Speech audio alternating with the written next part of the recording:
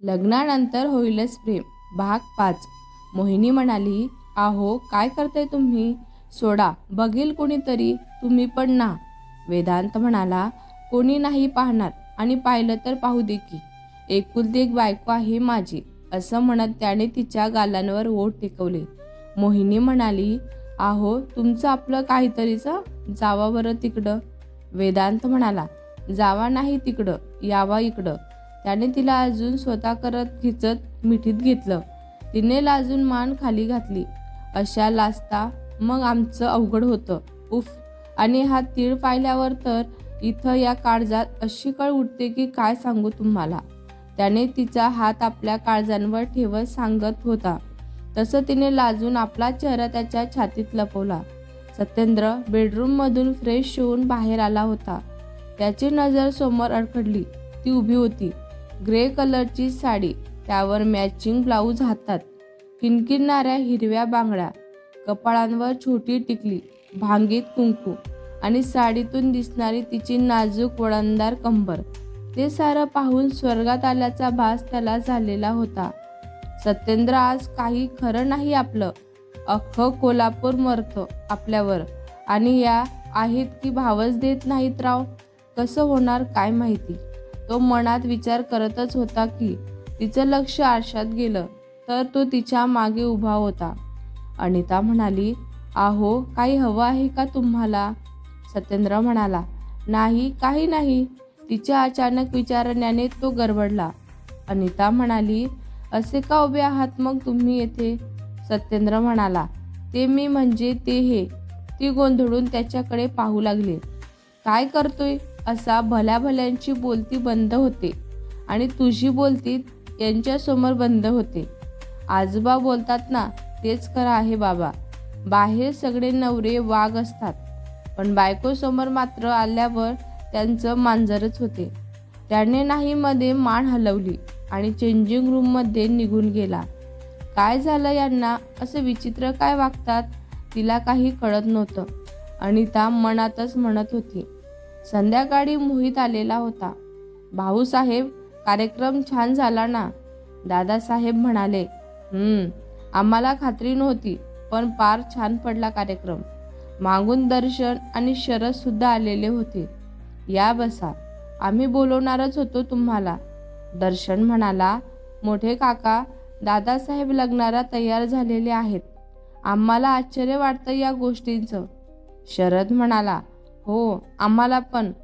दादासाहेब म्हणाले, हो आम्हाला पण हेच विचारायचं होतं तुम्हाला. दादासाहेब हसले, कारण त्या आहेतच तशा. अगदी कोणालाही लढा लागेल त्यांचा. तुम्ही बघाल आता, राज नीट वागायला लागतील, खात्री आहे आमची. शरद म्हणाला, आणि आईसाहेबांचं काय? त्या नीट वागतील का स्वरासोबत? शरदने विचारलं. दादासाहेब म्हणाले, त्या मनाने वाईट नाही आहेत, फक्त गैरसमजामुळं त्या अशा वागताय. पण लवकरच त्यांचा हा गैरसमज सुद्धा दूरच होईल. सगळ्यांनी होकार मार्तिक मान हलवली. सगळे झोपण्यासाठी निघून गेले होते.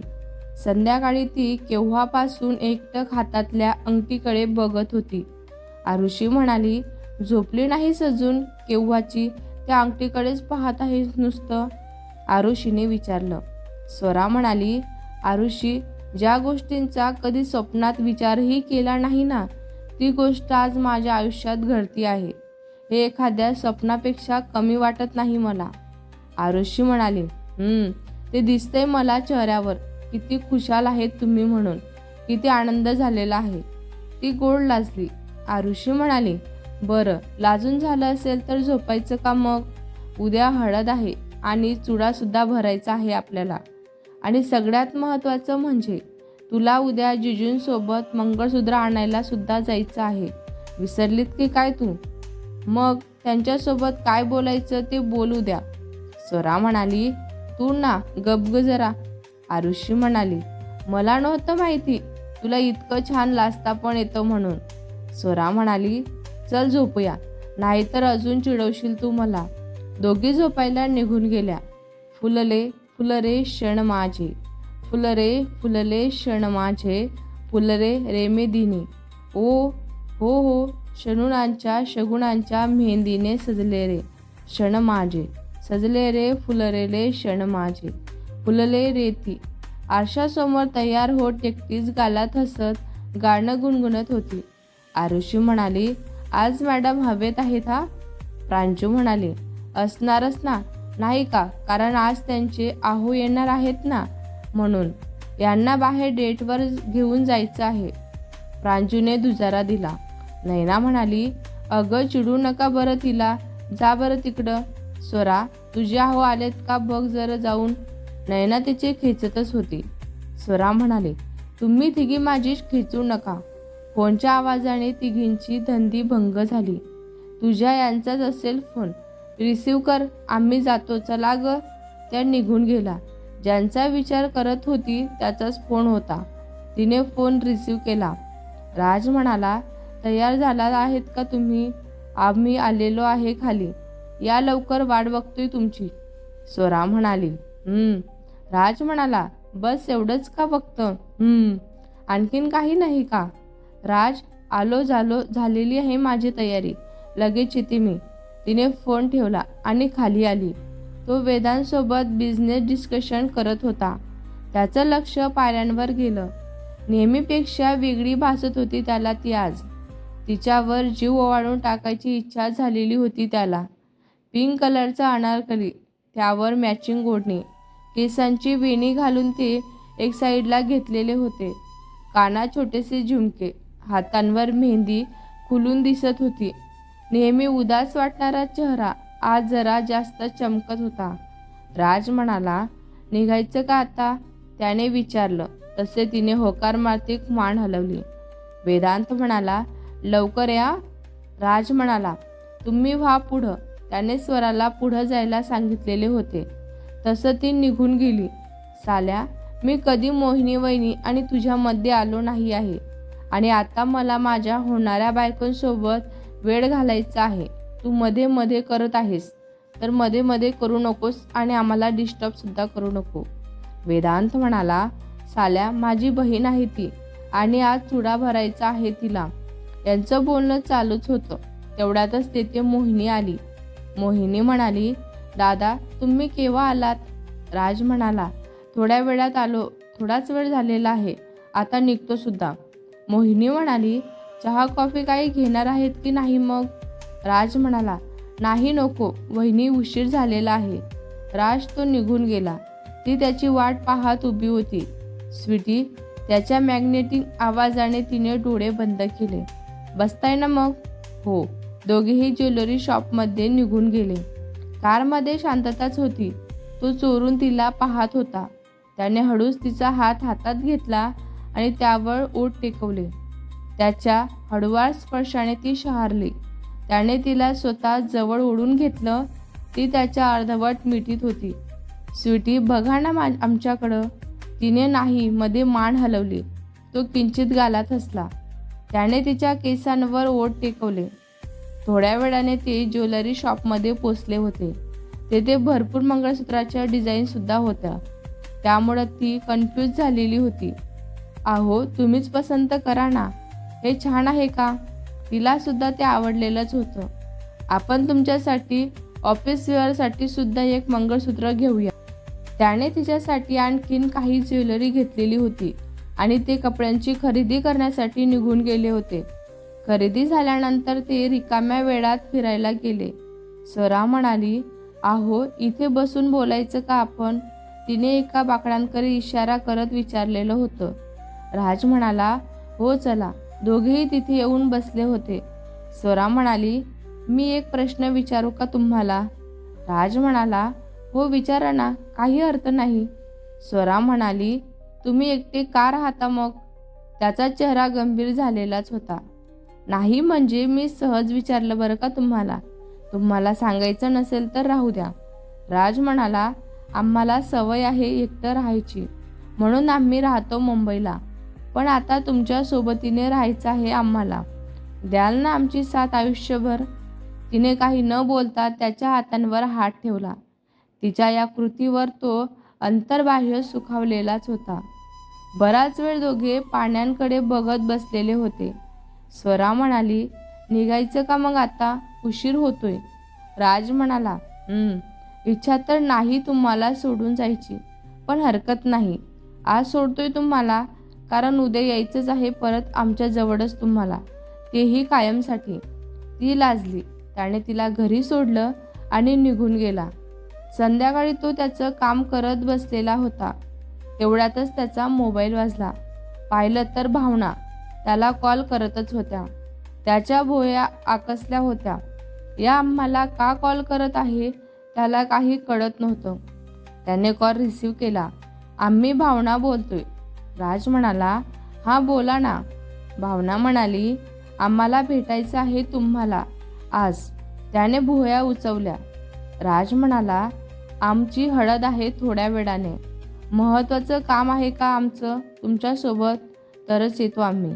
भावना म्हणाली, ठीक आहे, कधी भेटायचं मग? आता लगेच का?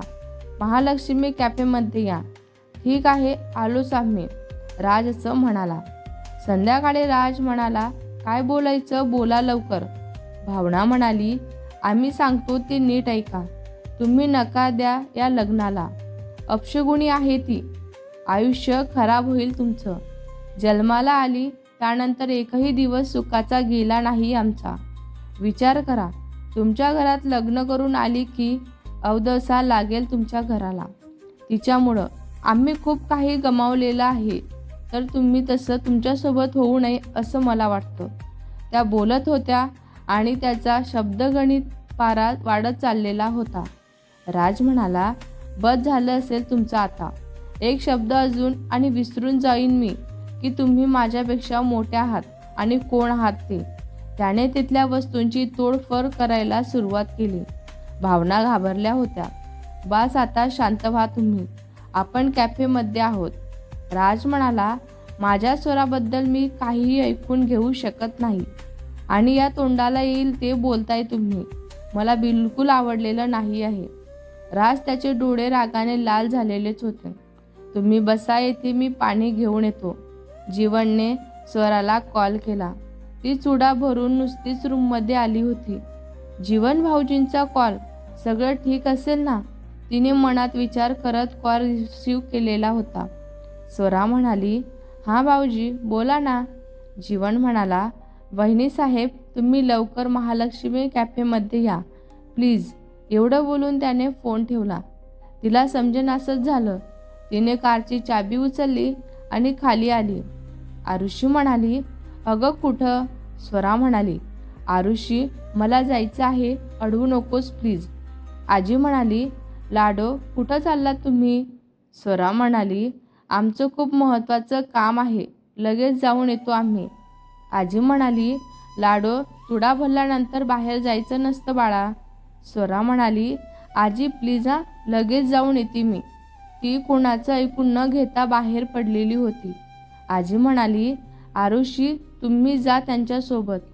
आरुषी तिच्या मागे मागे गेली होती. जितेंद्र मागे उभे राहून हे सारं बघत होते. ते सुद्धा त्यांच्या मागे मागे निघाले होते. ती कॅफेमध्ये पोचली तर तो तेथेच केसातून हात फिरवत इकडून तिकडं फेऱ्या मारतच होता. स्वरा म्हणाली, आहो. तिने त्याला आवाज दिला. त्याने पाहिलं. भावना म्हणाली, तू काय करतेस इथे? जितेंद्र म्हणाला, भावना तुम्ही इथे काय करताय? मागून जितेंद्रचा आवाज आला. तसं सगळ्यांच्या माना मागे वळाल्या. तुम्हाला ऐकायचं त्या तेथे काय करायला आलेल्या होत्या म्हणून? काय? जितेंद्रच्या कपाळांवर आठ्यात जाळ पसरलेल्या होत्या. राज म्हणाला, त्या इथं आम्हाला सांगायला आलेल्या होत्या की आम्ही स्वराला नकार द्यावा म्हणून. त्या अपशकुनी आहेत म्हणून, आणि त्यांच्यासोबत आम्ही लग्न केल्यानंतर आमचं आयुष्य खराबच होईल असं त्या मला सांगत होत्या. तर स्वराला तर ऐकून धक्काच बसलेला होता. ती खालीच बसली. आरुषी म्हणाली, स्वरा. आरुषीने तिला सावरलं. जितेंद्र हादरले आणि धक्का लागल्यासारखे भावनांकडे बघायला लागले होते. आपली बायको असं सुद्धा करू शकते हे त्यांच्यासाठी शॉकिंगच होते. भावना तुम्ही पुढं बोललात नाही त्यांना. राज रागाने भावनाला बघायला लागलेलाच होता. राज म्हणाला, पण आता आम्ही जे सांगतोय ना ते नीट आणि कान लावून ऐका तुम्ही. आमचं लग्न स्वरासोबतच होईल आणि तेही थाटामाटातच. आणि यापुढे जर तुम्ही त्यांना काही बोललात तर गाठ या राज प्रदीपराव सरदेसाईंसोबतच असेल, लक्षात ठेवा. जितेंद्र अंकल समजावा यांना. या मोठ्या आहेत म्हणून शांत आहोत आम्ही, पण जर यांनी यांची मर्यादा ओलांडली तर आम्ही यांचं वय विसरून जाऊ. कोणी आई आपल्या मुलींबद्दल असं बोलतं का? मला तर वाईट वाटतं. आई आहात की वैरी आहात तुम्ही? आता बोललात हे शेवटचं असेल तुमचं, याद राखा. स्वराला तर काय बोलावं ते समजत नव्हतं. राज तिच्या समोर गुडघ्यांवर बसला. त्याने तिचा हात हातात घेतला. राज म्हणाला, कोणी कितीही काहीही सांगू आम्हाला तुमच्यासोबतच लग्न करणार आम्ही. आम्हाला विश्वास आहे तुमच्यावर. विश्वास ठेवा तुम्ही सुद्धा आमच्यावर. राज त्याने तिच्या डोळ्यातले अश्रू पुसले आणि सगळ्यांसमोर तिच्या कपाळांवर हलकेसे ओठ टेकवले. आज पुन्हा एकदा जितेंद्रला स्वतःच्या निवडीबाबत अभिमान वाटत नव्हता. उठा, त्याने तिला उठून उभं केलं. त्या दिवशी कॅफेमध्ये तुम्ही आम्हाला आमच्या अटींबद्दल विचारलेलं होतं ना. आज सांगतो आम्ही. उद्या आपलं लग्न होईल, त्यानंतर तुमचा आणि तुमच्या माहेरांचा काही संबंध नसेल. जर तुम्हाला त्यांना भेटायचं असेल तर त्यांनी आपल्या घरी यावं. तुम्ही तेथे गेलेले आम्हाला चालणार नाही, कारण तेथे या असतीलच. त्याने भावनांकडे बोट दाखवत सांगितलेलं होतं, पण त्याने थांबवलं तिला. पण वगैरे काही नाही. आम्ही जे सांगतोय ते ऐकायचं तुम्ही नीट. सतत तुमचा होणारा अपमान आम्हाला चालणार नाही आहे. तुम्ही ऐकून घेता की आम्ही नाही ऐकून घेणार? निघतोय आता आम्ही. नाईलाज आहे आमचा, म्हणून आता जाऊ देतोय तुम्हाला. नाहीतर आताच घेऊन गेलो असतो आमच्यासोबतच. येतो आम्ही, असं म्हणत तो तिचं काही ऐकून न घेता निघून गेलेला होता. ती पाहतच राहिली त्याच्याकडे. आज कितीतरी वर्षानंतर प्राजू सोडली तर कोणीतरी तिची बाजू घेऊन भावनांसोबत वाद घालत होता. जितेंद्र म्हणाला, चला आता सगळे, अजून येथे तमाशा नको. आरुषी म्हणाली. स्वरा तिने मान हलवली आणि दोघी घरी यायला निघालेल्या होत्या. घरी लग्न झालं तरी ते टिकतं कसं हे बघतोच आम्ही, असं म्हणत भावनाही घरी यायला निघालेल्याच होत्या. भेटूया पुढच्या भागात. हा भाग तुम्हाला कसा वाटला कमेंट करून नक्की सांगा. व्हिडिओ आवडल्यास लाईक करा, शेअर करा. नवीन असाल तर चॅनलला सबस्क्राईब करा. धन्यवाद.